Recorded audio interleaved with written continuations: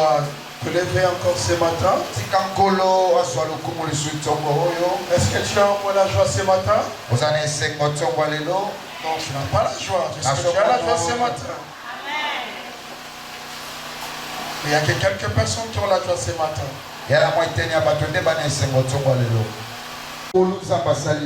Je vous dis que c'est une grâce de Dieu. S'il ne dépend pas des moyens, tu peux avoir des gardes du corps. Tu peux être suivi à la lettre par le médecin. Quand ça vient, tu peux partir. Alléluia. Moi, quand même, le pasteur Barout, comment il est parti? Il était au Canada, je pense, papa. Peut-être il était là pour voir ses enfants. Mais regarde l'amour est venu. Il a servi son Dieu et son âme va bien se reposer. C'est l'homme qui a servi le Seigneur. C'est un héros qui est parti. Vraiment, c'est un héros qui est parti. Il a fait une œuvre pour le Seigneur. Ce qu'il a fait, il doit mériter beaucoup de choses aussi. Oui, ce matin, bien aimé, je suis encore dans la joie d'être devant vous. Parler du même thème que nous sommes en train de parler. Vous savez, bien aimé, le dimanche passé, j'étais là. Nous sommes en train de parler toujours sur notre sujet bâtissons.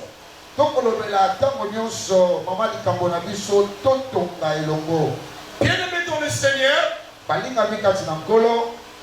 nous parlons de l'œuvre de Dieu, il y a beaucoup de gens qui croient que quand nous servons le Seigneur, on n'aura rien, bien aimé. Laissez-moi vous dire, il y a des bénédictions dans la présence de Dieu. Il y a des choses que Dieu réserve pour nous. Quand nous sommes dans son œuvre, bien aimé dans le Seigneur, l'église que nous voyons ici, cette église a besoin de ta pierre. On ne peut jamais construire seul. On peut construire ensemble. Et on aura des résultats bien. Je l'ai toujours dit. Quand Dieu bénit l'église, quand Dieu bénit l'œuvre, il bénit aussi les gens qui ont participé sur l'œuvre. Je vous avais dit même le dimanche, il y avait des promesses pour les gens qui servent le Seigneur. Bien aimés dans le Seigneur, j'ai pris ce matin, vous savez, la Bible est oreillère. La parole de Dieu est oreillère. Quand Dieu dit, il y aura la différence. Il y aura aussi la différence. Celui qui sert Dieu avec un cœur disposé, Dieu se disposera aussi les gens. Écoutez, peuple de Dieu, Dieu ne peut jamais abandonner son serviteur. Il y a un verset qui dit, mon serviteur, il se lèvera, il sera béni, il prospérera plus loin. Mais qu'est-ce que la Bible dit? Mon serviteur. Vous parlez des serviteurs, on doit parler des services. Bien aimé dans le Seigneur, la pensée de Dieu est que chacun de nous entre en action pour lui. Vous êtes là, vous avez des talents. L'église de Dieu, il n'y a plus aucune personne qui est vide. C'est que toi tu es là, il faut le mettre au service. Alléluia. Amen. Mais ce matin, le sujet que je vais parler, le grand sujet que je vais développer, Nous sommes la provision de Dieu pour l'œuvre. Nous sommes la provision de Dieu pour l'œuvre. Mais écoutez, Église de Dieu, je ne peux pas parler de pâture seulement pour l'œuvre de Dieu. Je ne peux pas parler de construire seulement pour l'église. Je dois parler de dévoler. Lisons la Bible, Ecclésiaste 3, verset 3.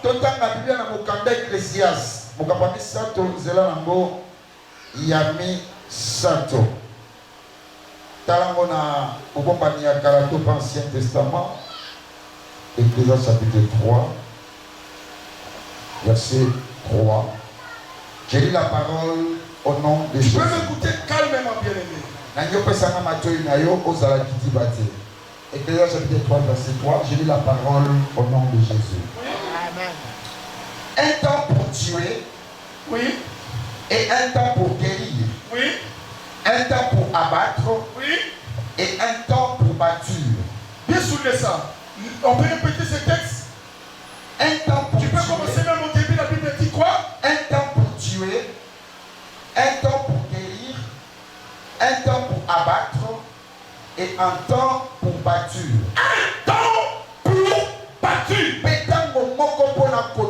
Mais quand tu lis ce texte, la Bible dit ceci. Et comment chaque chose a son temps. Écoutez, peuple de Dieu, je vais parler de la vie courante de ta vie. Quand nous parlons de construire, quand nous parlons de bâtir, j'aimerais que cela seulement ne se limite pas à l'église. Il faut que ta vie à toi, tu arrives à les bâtir aussi. Tu dois bâtir bien ta vie. La Bible dit chaque chose a son temps. Bien-aimé dans le Seigneur, le temps que vous voyez, le temps ne reste pas statique. Quand Dieu te donne un temps pour ta vie, tu dois prendre à partir de ta vie. Il y a des gens bien-aimés, ils ont gaspillé le temps. Ils ont gaspillé leur temps. Ils vont être toujours dans les regrets. Écoutez frère, l'église de Dieu, l'église va parler de tout. Ta vie à toi, comment tu les construis?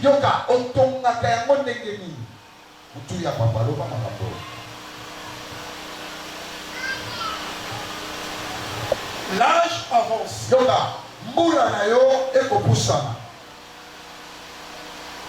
Sache-le. La force que tu as maintenant, tu n'auras pas cette force. C'est pourquoi, bien-aimé, il y a un temps, tu dois raisonner sur ta vie. Tu dois penser sur l'avenir de tes enfants. Bien-aimé, on ne peut pas t'amener comme ça seulement. À un certain moment de la vie, reste seul. Raisonne. Pense. Comment est ta vie? Il y a un temps, frère. Chaque chose doit avoir un temps. Ne mélangez pas les choses dans la vie. Bien-aimé, tu vois ce que tu as aujourd'hui. Qui t'a dit que demain, tu seras la même personne. C'est la foi. Tu dis c'est la foi. Mais moi, tes rêves, tu peux détruire ta vie. Tu dois construire ta vie en préparant aussi l'avenir.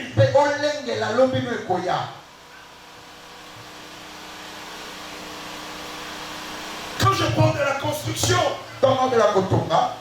quand je parle des bâtures, je vois quelqu'un qui amène une pierre pour élever l'édifice. Mais bien de ta vie, elle bâtit par quelle pierre? Vous avez beaucoup de temps. On lui construit ta vie. Vous avez beaucoup de temps. dans tes distractions inutiles. On a dit ça pour moi. On a préparé ça pour moi. Mais bien aimé, tu auras le temps de construire ton avenir comment?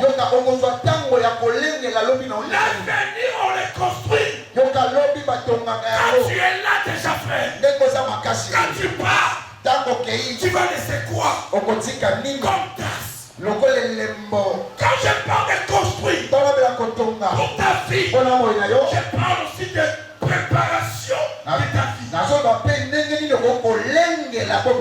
Bien aimé, Dieu n'a jamais créé un pauvre. Dieu n'a jamais créé un malheureux. C'est cette terre. Si tu veux mourir pauvre, c'est la volonté. Si tu veux devenir riche, c'est la volonté. Tout dépend de la manière que tu bâtis. Chante par des exemples. Il y a des gens que vous êtes là. Quand tu as $100, au lieu de construire autre chose, regardez comment vous gaspillez ça.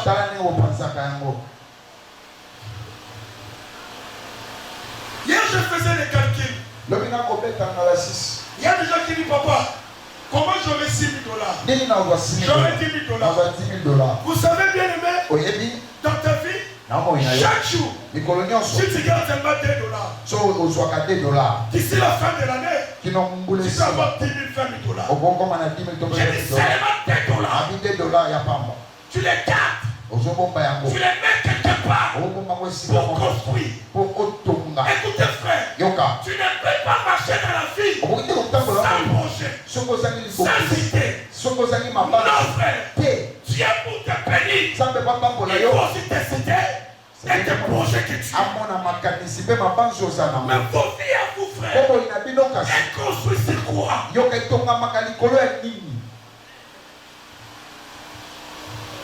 Nous sommes des papas. Un père n'étant pas comme tout le monde.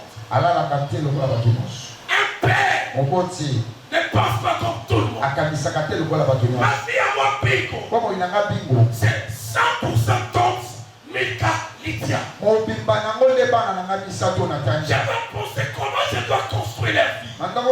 Qu'est-ce que je dois faire? Nous avons Dieu et les opportunités qui se présentent dans mon vie. Vous devez les construire pour moi. Je me fais comprendre Christ de Dieu. L'argent ça vient, ça part. J'aimerais pas que tu restes quelqu'un de l'histoire. Souvent les Africains, les Congolais, on reste dans l'histoire. Mais les Blancs, ils laissent les traces. Je fais comprendre. Nous les Congolais, tu vas voir. Tu vois cette maison, c'était pour Dokolo. Tu vois cet enfant, c'est les enfants de Maréchal. Même les enfants de Mobutu aujourd'hui. Est-ce qu'ils ont quelque chose de grave? Ils sont en ma campagne, papa. Pourquoi? La vie, frère, ne voyez pas que ce que tu as aujourd'hui est éternel. Quand tu construis pas avec ça,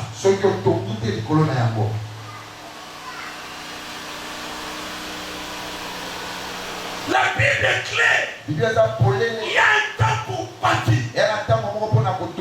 Bien aimé, pour bâtir, ce n'est pas le problème de l'âge. David, tu peux le préparer maintenant. Déposer la méthode. Un frère, il vient d'avoir un travail. Il gagne $200. Du coup, le frère commence à proposer des serres et des serres. Frère, Dieu peut se te marier pourquoi? Vas-y, la raté. Construis d'abord la fille. Quand tu seras stable, ils seront toujours là. Souvent dans les églises, nous voyons ça. On a que les mariages, c'est bien. Mais nous voulons faire des mariages posés, bénis et construits. street. Ah, nakati ndeko mobali moko kobeta maboko na batolia boye. Azoluka bana mibali babeta maboko. Bien dans le Seigneur. Balinga mikati na boye. D'accord. N'arrêtez pas d'insister sur le mariage. Pour ceux qui sont moyens na libala te. Le mariage ce n'est pas la fin. Libala yasuka makambo te. Quand tu construis, Tango tongi. quand tu bâtis, Tango tongi. frère, je suis un homme. Na kotuna. Quel est cet homme à Kinshasa? Motambona ni na Kinshasa. Chimite, le premier ministre. J'ai dit kalaka ya po Il te dit que je t'aime. Abina ligio. Tu es en réalité. On dit qu'à 2 ans mariés, on est à 2 ans mariés, au corps. Après ma qualité, tu sais pourquoi?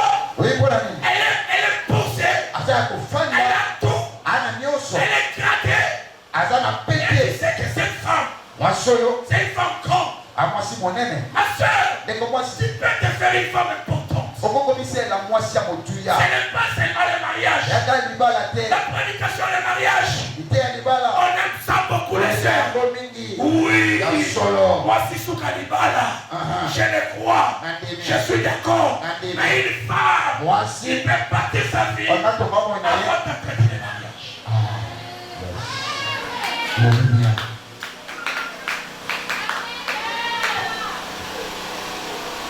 Bien-aimé, je vous pose une question. Je peux voir les 10 personnes ici. Tu as combien? Tu travailles. Tu gagnes combien? Personne. Tu peux voir même les travailleurs. Quand vous avez des problèmes, vous partez toujours endetté. Nous avons un fier à nous. Il donne aux gens les $10,000. Il donne les 5,000. Il gagne l'argent. Mais quand il est bien, il t'appelle. Mais il donne $20. Envoie les unités. Mais quelqu'un qui a l'argent, parce qu'il ne sait pas construire. Église. On doit faire une église forte. Les gens qui savent quand il a. Tu regardes, tu dis c'est une femme de distinction. C'est un homme de distinction. C'est possible. Quand tu as pensé travailler, je suis là pour travailler votre façon de voir. Frère, comme tu es là, on fait le travail, il n'y en a pas. Je vois rien. Frère, tu peux créer. Et tu peux vivre. Je suis un pasteur. Je suis un changeur. Depuis 2003 jusqu'au jour, je ne sais pas comment on doit ma famille. Je suis un changeur à cette époque. Tu sais, comme je suis là, on peut dire que c'est la fin du culte. Il y a un marché qui est là. On dit que si tout le monde est du boulot, on peut faire 20 000. Frère, je fais d'accord. Pourquoi? L'argent n'a pas de couleur. Le même argent que tu prends quelque part, ça ne travaille qui? Le même argent que le ministre prenne.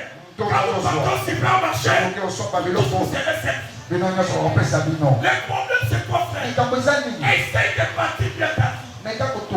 Construis bien tes projets. Et il est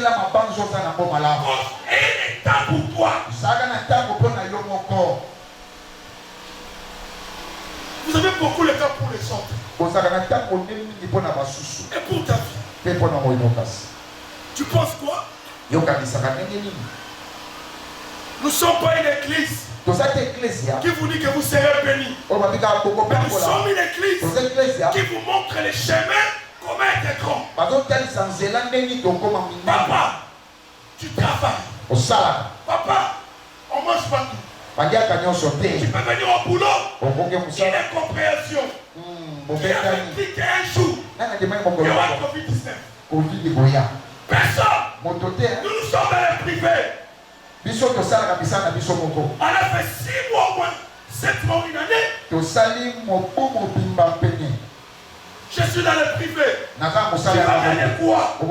Mais bien aimé, je me rappelle ce que j'avais gardé. Je devais nourrir la famille, ma maman, mes frères, j'ai dépensé beaucoup d'argent pendant 6 mois de Covid. Mais si je n'avais pas construit, vous savez frère, la Bible dit, l'homme ne connaît pas son aide. L'état ce n'est pas pour toi. C'est pour Dieu. Le pasteur Baruch il savait.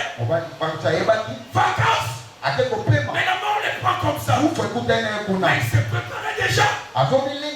Il se préparait déjà. Il a son enfant qui était là, qui était en train de prêcher.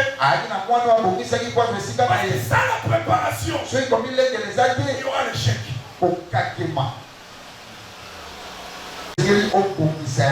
Vous devez construire même votre comportement. Non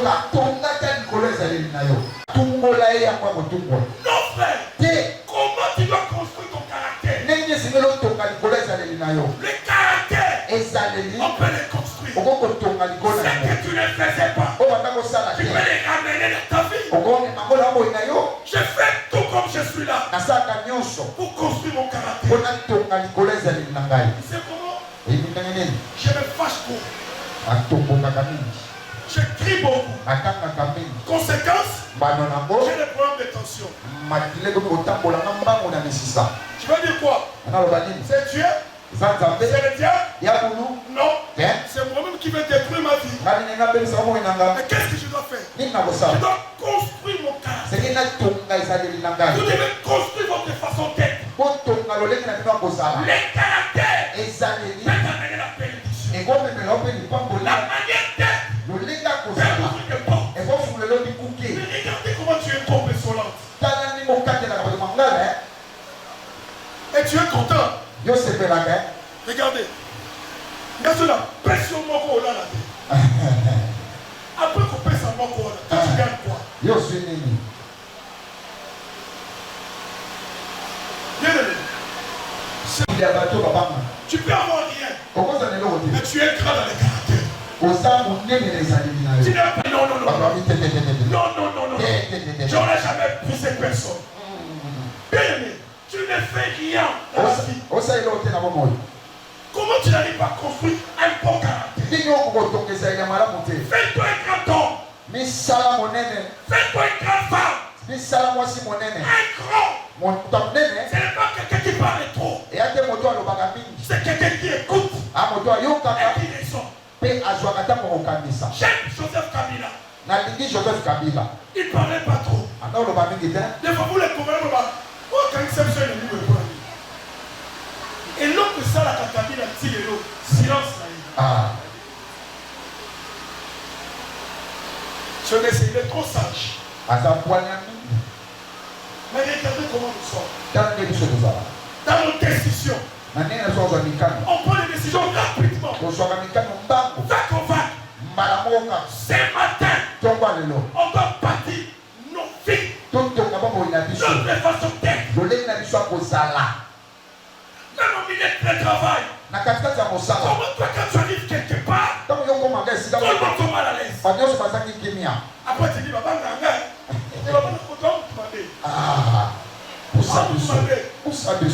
je n'ai pas dit amuser avec des gens. Mais j'aimerais que vous soyez des gens posés. Ce que je vous dis, c'est ce que je suis en train de faire. La vie c'est une école. Jusqu'à la mort tu dois apprendre. Il n'y a personne parfait. Et il y a des gens qui construisent leur caractère. Même le président de la République, avant de faire quelque chose, il y a des conseillers. Il y a des gens qui lui montrent comment être. Je suis en train de te montrer que la vie, tu peux perdre par ton caractère.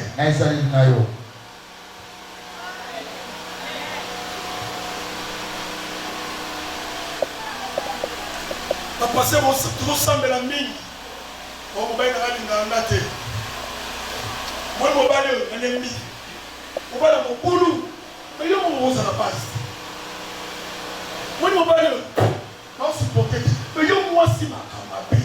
Si on se casse, on va le on va dans la tête. Ce que vous avez, mon frère,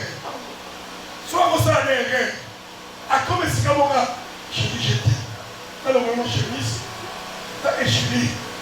Bon, maman, elle est où? Oui, mais que pas moi, il était là pour le Moutawala, en détruit. Tu vois ce que je vous dis? Je n'encourage pas les choses. Mais je suis en train que vous soyez des gens partis. Des gens posés. On construit comment?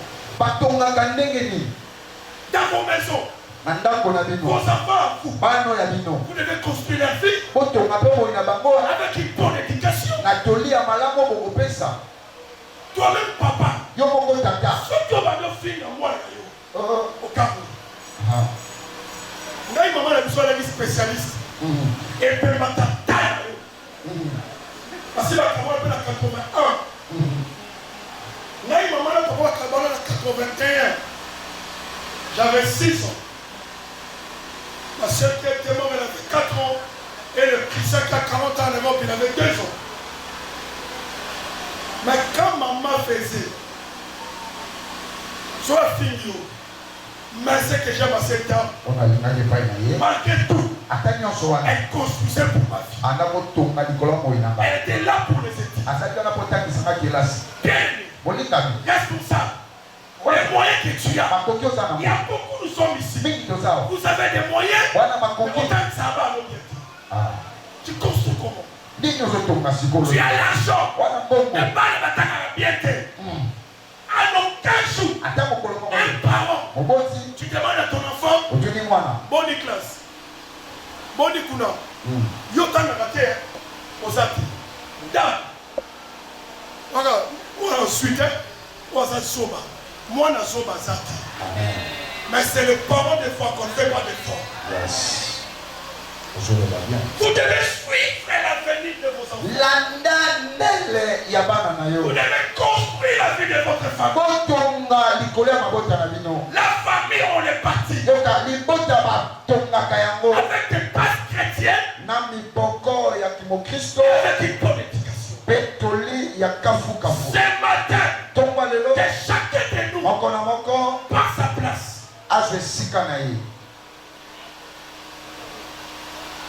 Comment toi tu es là, tu fais rien? À ça,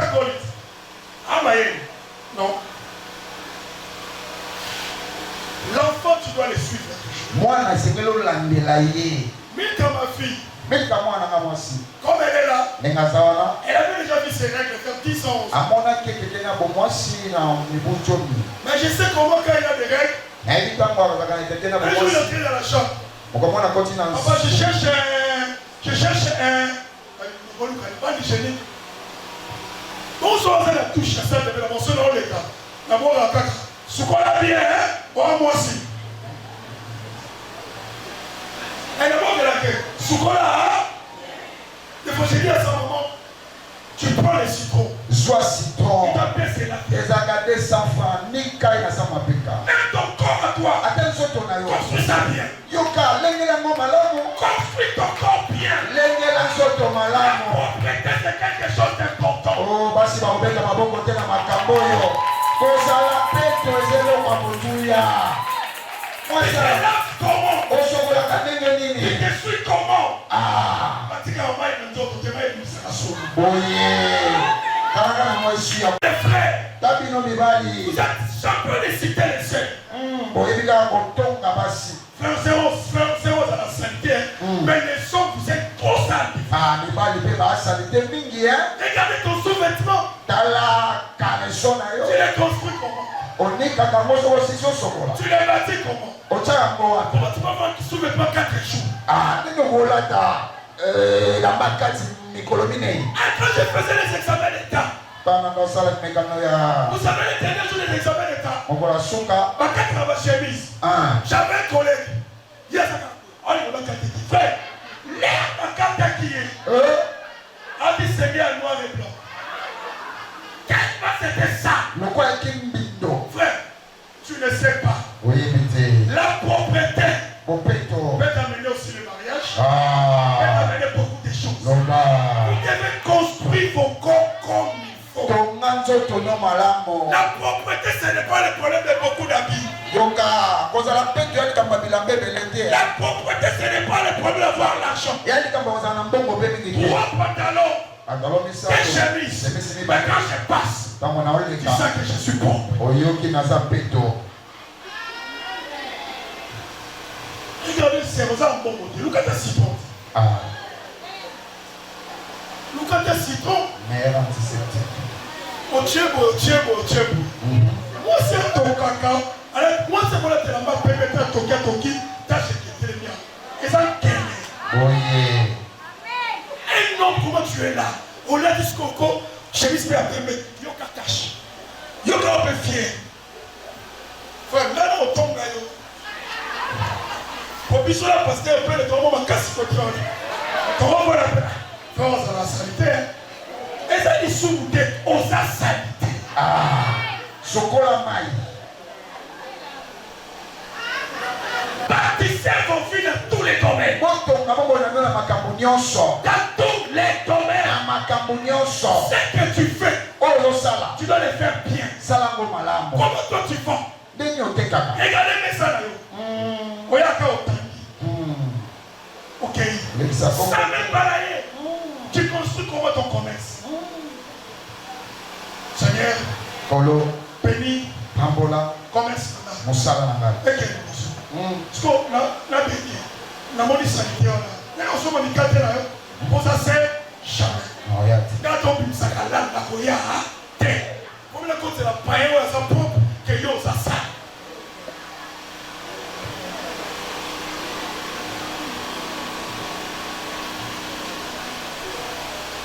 Bâtissez vos chambres. Bâtissez vos chambres. Comment ton train? Ça fait 1 mois. Tu ne nettoies même pas les draps. Il a pas volé la ranangona. Il a pas volé la ranangona. Vous avez qu'est-ce que vous avez pyjama là? Et on a un boutou. Et on a un boutou là, ça est tombé. Tu es pauvre. On doit être aussi pauvre.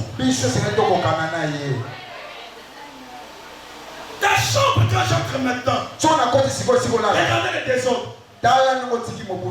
Sous-vêtements kotoyo. Nini kotoyo. Yola. Eh, dis c'est coquille. On a beaucoup de temps pour la manger. Pourquoi? Tu partis de ta maison aussi. Comment? Parce que là, on t'a là. Est-ce qu'on a eu autant là? On a pas peau. On a pas peau. On y a fait. Mais ça va vous calquer. On y a pourquoi? Dès qu'on va dire on t'a ça va calquer. Madame Sayo, na comme la maille na kagi, il y a son maille na kameli, mais elle va kagi na comme la terre. Yes, attends que Madame Sayo sa femme est là. Papa peut la colia, on va dire moi, on fait la caca, il y a colia. Je vous dis frère, papa quand je mort, elle est comme ça. Il y a une dans la kilaï. Il y a colia, pas de lier, mais Gabi go, terre. Pour la femme tu as.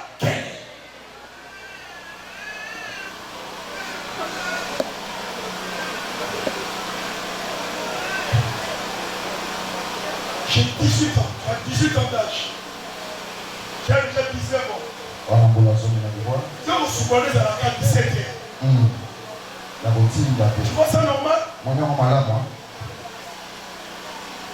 18 ans sans politique. Frère, et ça les locaux dans la 14 000 km. Frère, je ne fais pas de blagues.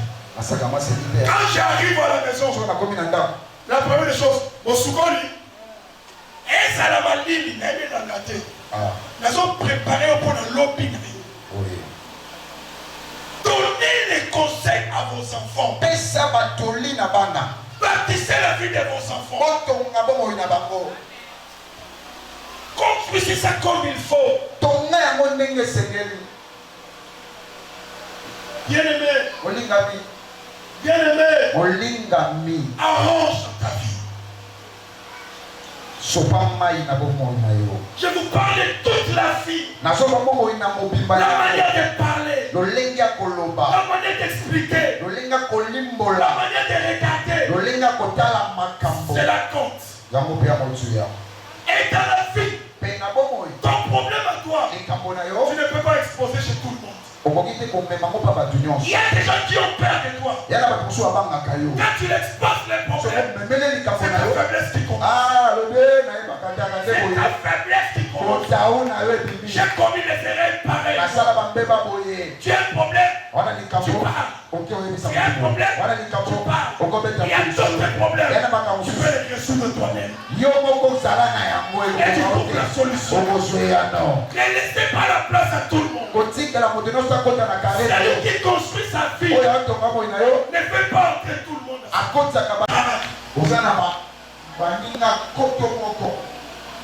Louis, les quartiers c'est comment? Au Seigneur, pendant coin, numéro 1, c'est numéro 20, chaque net de sa camarade. Après, il y a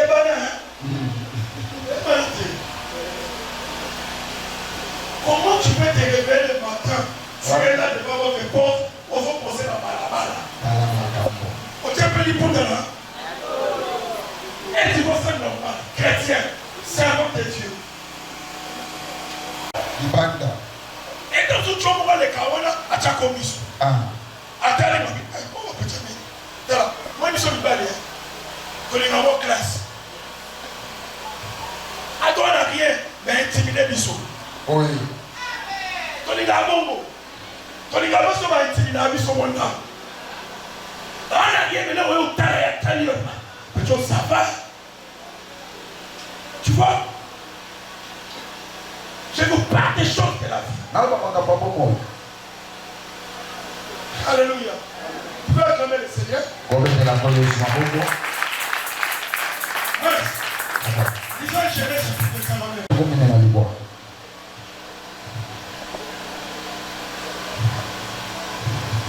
Qu'il échangea, là tu l'aurais aux copa. Jusqu'à changer le copa. En plus, comme nous sommes servis par ma foute, nous sommes vers l'équitable, vers la visiter. Mais regardez-toi jusqu'à présent. Nous avons qui est, on va trouver qui ça et on va 10 000 francs et qui ici. Je parle à quelqu'un. Construire. Sur tous les domaines. Sur tous les domaines. Une femme à cause d'un abus, c'est une jamais. On dit qu'il dit. Un homme, on dit qu'il dit. Oui. On est là à terre. C'est le banana qui a traîné la bombe. Vous devez construire votre vie trop bien les hommes. Comprenez? Il y a des parfums qui on est qui vont sticker sur la mapéka. Pourquoi? Nous ne commençons ces alakana solo là, on pose au bel estomac. L'estomac peut comme ça en bongo. Mais ça n'a pas comme sous, on y a dit qu'on possède. Yo kanye ba posaka. Ba posaka boye. Omoni likolo. Omoni a likolo. Omoni awa. Biloko etikala. Baba na nanu awa omoni ba niyo sotina se. Osili soniki. Lolem. Oniki yango. Folikolo awa. Eza na makambu epele. Osili son poso bose toi. Olomoni so likolo. Et quand je peux parler, je peux parler, je peux continuer. Quand tu te laves, une femme, moi si tu dois bien prendre. Tu m'autorises ou je laisse? Je peux continuer à parler, c'est la bonne nouvelle. Comment construire? Une femme, quand il se lave à un homme, tu prends les limoukas.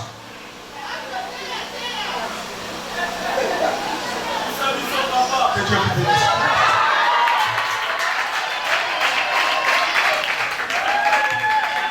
Genèse 49, verset 27.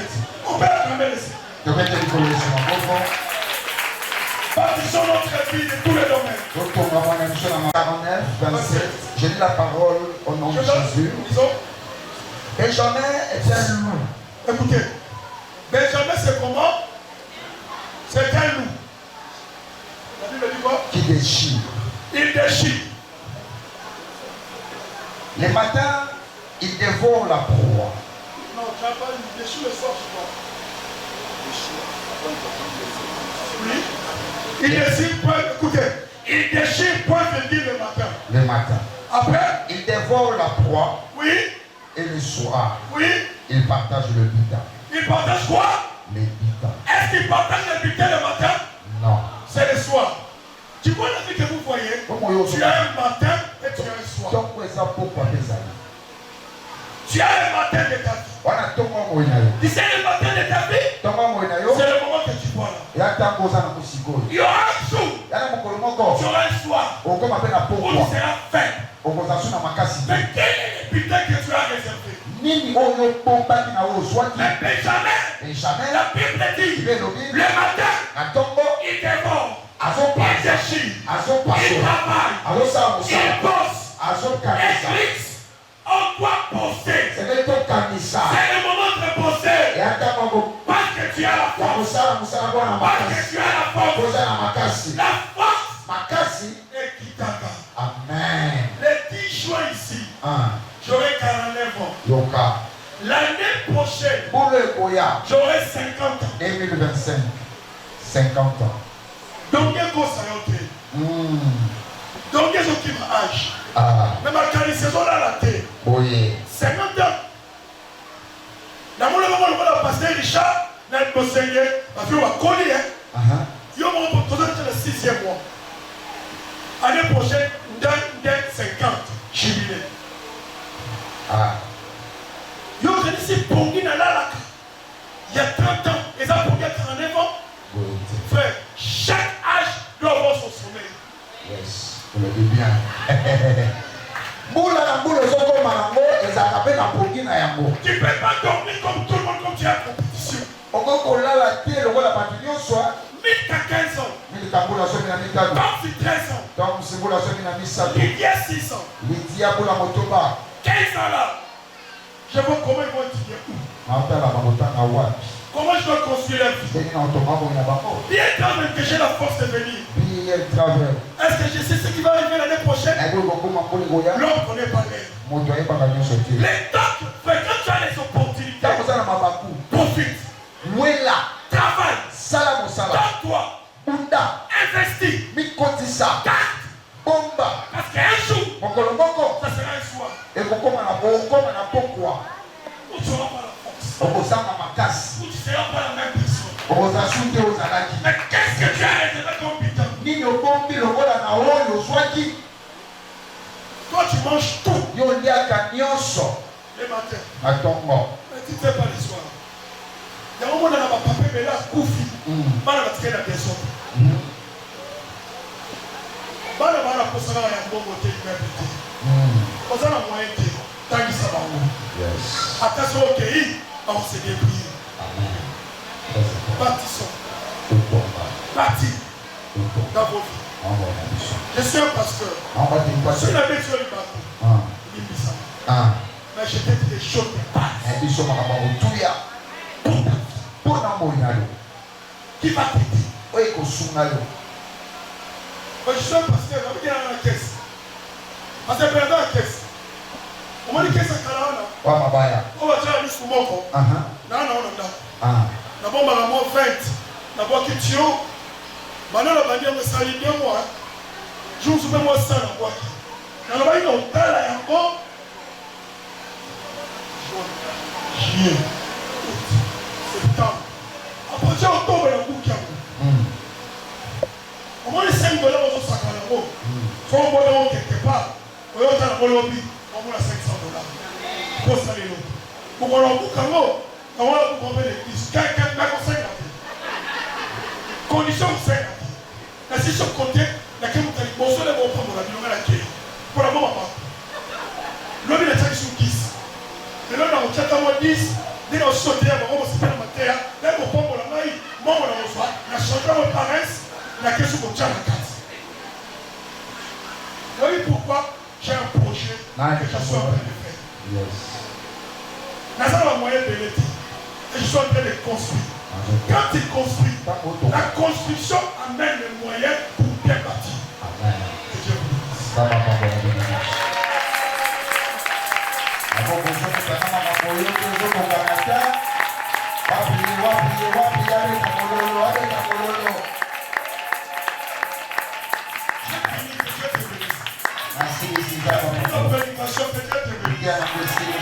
c'est bon, les jeunes traditions partis au nom.